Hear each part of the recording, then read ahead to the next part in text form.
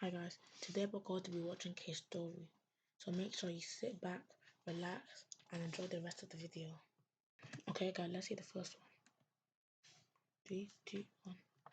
I got stuck inside a water slide, and the lifeguard kept sending kids down until I became the cork in a human soda bottle. It was a giant tube slide at Splash Kingdom, shaped like a blue snake wrapped around the tower. I only went because Ben yelled, "Last one down buys fries." The second I dropped in, my swim trunks caught on a loose screw inside the first curve. The slide yanked me backward, the waistband snapped tight, and I stopped dead with water rushing over my face. I slapped the wall and yelled, "I'm stuck!" But the slide swallowed my voice. Something slammed into my feet. A kid yelled, "Move!" I yelled, "I can't!" He yelled, "That's not helpful!" Another kid hit him, and the three of us folded together like wet lawn chairs. Above us, the lifeguard blew his whistle and sent someone else. That kid arrived feet first, apologized, and kicked me in the ribs. The tube filled with echoing screams, squeaking skin, and one kid shouting, "My goggles are in my mouth!" At the bottom, I could hear parents clapping for kids who never came out. Ben's voice floated up from the pool. "Where is everybody?" A fifth kid crashed into the pile, holding an inflatable shark. The shark squealed against the wall and wedged under my armpit. The water kept pushing. We slid 1 inch, stopped, slid another inch, and stopped harder.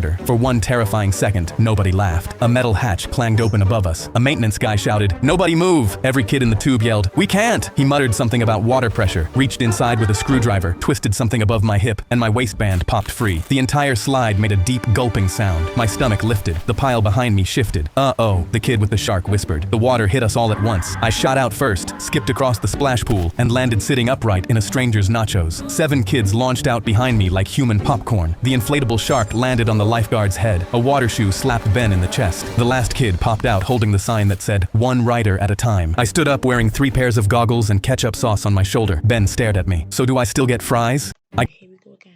And the song started blasting from my 4-year-old sister's stomach. My AirPod case was sitting open on the desk with 1 AirPod missing. I immediately ran over to Alice, who was fast asleep, because she'd swallowed my AirPod, and I had no idea how to get my brother for scoring the game-winning touchdown, and he spit in my face. He and his teammates cracked up laughing as I wiped my eyes. "Why the hell did you do that?" "Just a reminder that you never forget who's better than you at everything. Now go get me a towel, Willy Waterboy." I walked over to the towel rack and shook my head, remembering how nice my big brother used to be before he became the starting running back, and everyone at school started treating him like a god. I handed him the towel, then he rolled it up and started whipping me. All I could do was cover up. "Stop, please." He gave me over 30 bleeding welts, forcing me to go to the emergency room. A week later, after another game-winning touchdown, he cornered me in the showers, along with his 2 huge linebacker friends. "Please, leave me alone. You used to be so cool." That was before I realized what a little beach you are. He got a hold of the back of my underwear and wedgied me so hard I started bleeding. I'll spare you the details, but I ended up back in the hospital. I realized that I had to take action on my own if I was going to change anything, so I started training 5 days a week in jiu-jitsu. I got choked out and armbarred constantly at first, and learnt a lot. Nobody cared that I was a nerdy water boy. I was just one of the guys. Over the next 2 years, while Austin was away at college, I trained 6 days a week,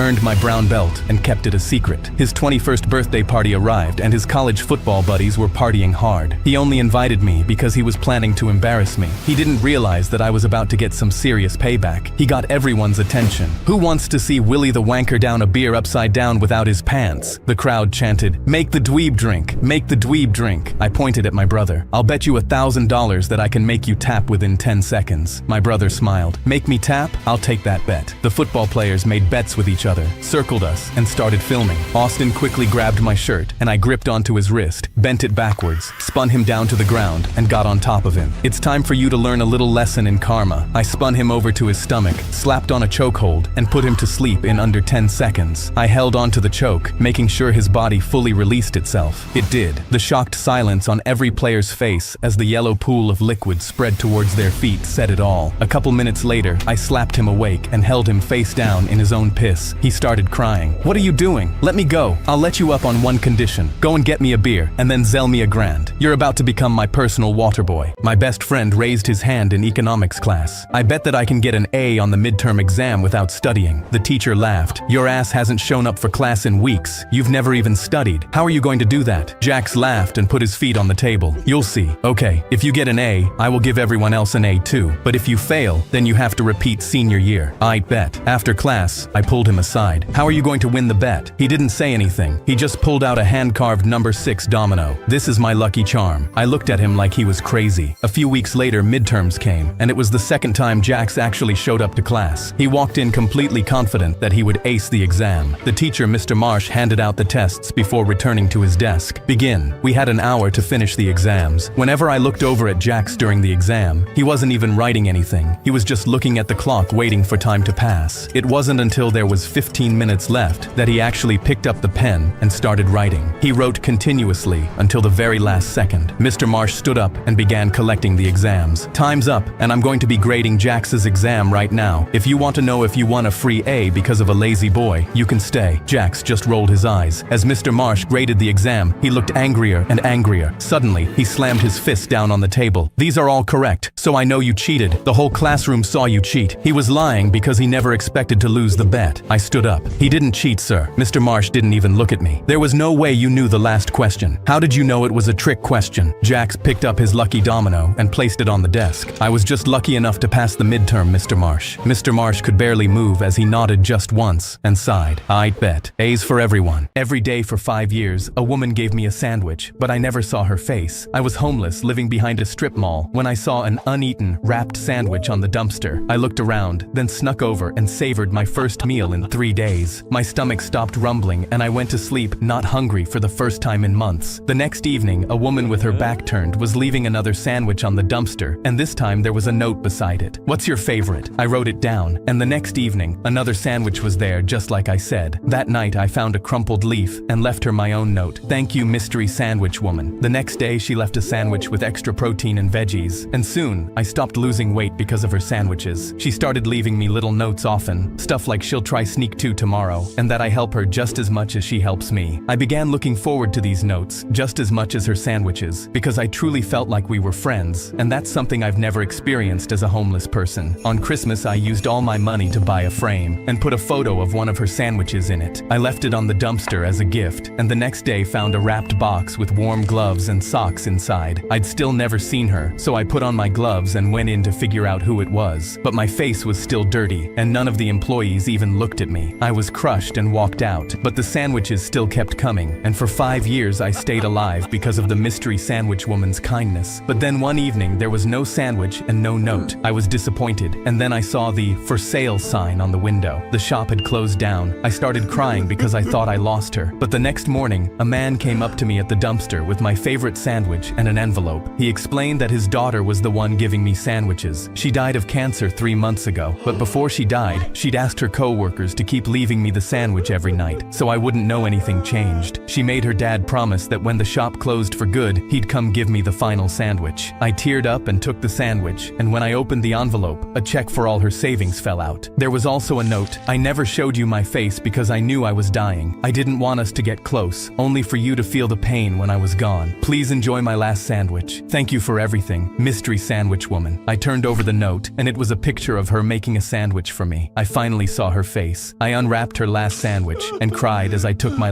first bite. I reminded my brother that his son stopped breathing because of him. We were having family dinner at my brother's house when my 4-year-old daughter, Kara, just stopped talking mid-sentence. Her eyes rolled back and she fell off her chair onto the floor. Her whole body went stiff and then started jerking. I dropped to my knees next to her. Someone call 911 right now. My brother Gerald ran over. Oh my God, what's happening? Kara's arms and legs were twitching and her jaw was clenched tight. She's having a seizure. I need to time it. I pulled out my phone and started the timer. Gerald knelt down. We need to stop it. Hold her down. No, don't touch her. He reached for Kara's shoulders. She's going to hurt herself. I pushed his hands away hard. You can't restrain someone during a seizure. I turned Kara onto her side so she wouldn't choke if she threw up. What are you doing? She needs to be flat. No, she needs to be in the recovery position to keep her airway clear. Gerald grabbed Kara's arm and tried to flip her onto her back. I shoved him so hard he fell backwards. Don't touch her. He got back up and pulled his wallet out. Move out of the way. He tried to force the leather wallet between Kara's teeth. I grabbed his wrist and twisted it until he dropped the wallet. Are you insane? You can't put anything in her mouth. She's going to swallow her tongue. That's a myth. Putting something in her mouth can break her teeth or block her airway. Gerald tried to reach for Kara's face again, and I had to physically tackle him away from her. Stop it. You're going to kill her. Kara's jerking was starting to slow down. Gerald pulled out his phone and started filming me. I'm documenting this. You're neglecting her, and I'm calling CPS. The seizure stopped after about 90 seconds. Kara's body went limp, and her eyes were half open but unfocused. Kara, baby, can you hear me? She didn't respond. The ambulance pulled up, and paramedics rushed in. What happened? It was her first seizure. It lasted about 90 seconds. I positioned positioned her on her side and kept the area clear. The paramedic checked her vitals. Good job. You did everything right. Gerald stepped forward with his phone still recording. He didn't try to stop the seizure. He just let it happen. Sir, you can't stop a seizure. You protect the person and let it run its course. But I learned you put something in their mouth so they don't choke. That's outdated and dangerous information. You can cause serious injuries by doing that. They loaded Kara onto a stretcher. At the hospital, the doctor said, she's doing well. You handled the seizure perfectly. Gerald walked into the room. Thank God she's okay despite you doing absolutely nothing. I stared at him. The doctor just said I did everything perfectly. The doctor has to say that for legal reasons. He crossed his arms. Honestly, I think this is why Kara's mom left you. You can't do anything right. You should let her mom take her since you are obviously not good enough to be a single father. I finally lost it. You know what, Gerald? At least I didn't pin my daughter down until she stopped breathing. Gerald's face drained of all color. Don't you dare bring up Liam. Why not? You've spent 2 hours telling me I'm a crappy father when I saved my daughter's life. Liam died from his seizure disorder. Liam died because you held him down so hard during a seizure that you restricted his breathing and he suffocated. You tried to do to Kara exactly what killed Liam. You learned absolutely nothing from watching him die. Gerald grabbed his jacket and walked out. I haven't spoken to him since. The girl.